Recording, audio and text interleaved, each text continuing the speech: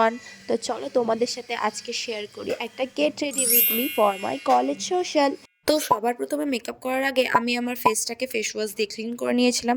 দেন আমি ইউজ করেছিলাম একটা ময়শ্চারাইজার। যেহেতু আমরা দুপুরবেলা বেরোবো বলে প্ল্যান করেছিলাম, তাই আমি মুখে ভরে ভরে সানস্ক্রিন ইউজ করে নিয়েছি।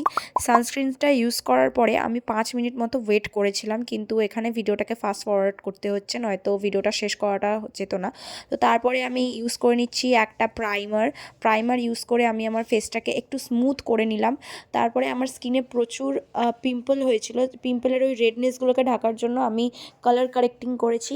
কালার কারেক্টিং করার পরে আমি একটা ভেজা বিউটি ব্লেন্ডার নিয়ে সেটাকে ভালো করে ব্লেন্ড করে নিচ্ছি। তারপর আমি ইউজ করেছিলাম ফাউন্ডেশনের সাথে আমি একটু স্ট্রোব ক্রিম ইউজ করেছিলাম, যাতে ফেসে একটা ডিউই গ্লো আসে। আমি এখানে ইউজ করছি এনওয়াইবের স্ট্রোব ক্রিম। দেন আমি ফেসে ডট ডট করে ওই ড্যাম বিউটি ব্লেন্ডারের সাহায্যেই ভালো করে ফাউন্ডেশনটাকে ব্লেন্ড করে নিয়েছি। আর দেখো মুখের মধ্যে রোদটা পড়ছে, কি ভালো লাগছে। তো তারপরে আমি ইউজ করেছি ইনসাইটের ব্লাশ। এটা কিন্তু শুধুমাত্র ইনসাইটের ব্লাশ নেই, এখানে দুটো ব্লাশ মিক্স করা রয়েছে। দেন আমি যেহেতু আইব্রো কোনোদিনও করিনি, তাই আইব্রোটা একটু স্পুলি দিয়ে কোম করে নিয়েছি। আর একটু নিউড রেখেছি আই মেকআপটা, আইশ্যাডো ইউজ করেছি, কাজল পরেছি। আর আমি মাস্কারা আর আইলাইনারটা অফ ক্যামেরাতেই করে এসেছি।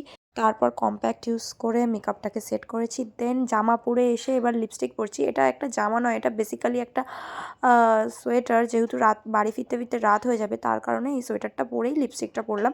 লিপস্টিকটা তোমরা দেখতেই পেলে যে আমি 2-3টে লিপস্টিক শেড একসাথে করে পরেছি।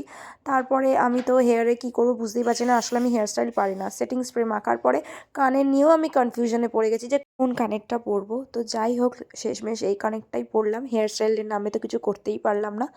তো দ্যাটস ইট, আজকের জন্য এইটুখানি। ভালো লাগলে লাইক, কমেন্ট, শেয়ার করতে ভুলো না। Bye bye.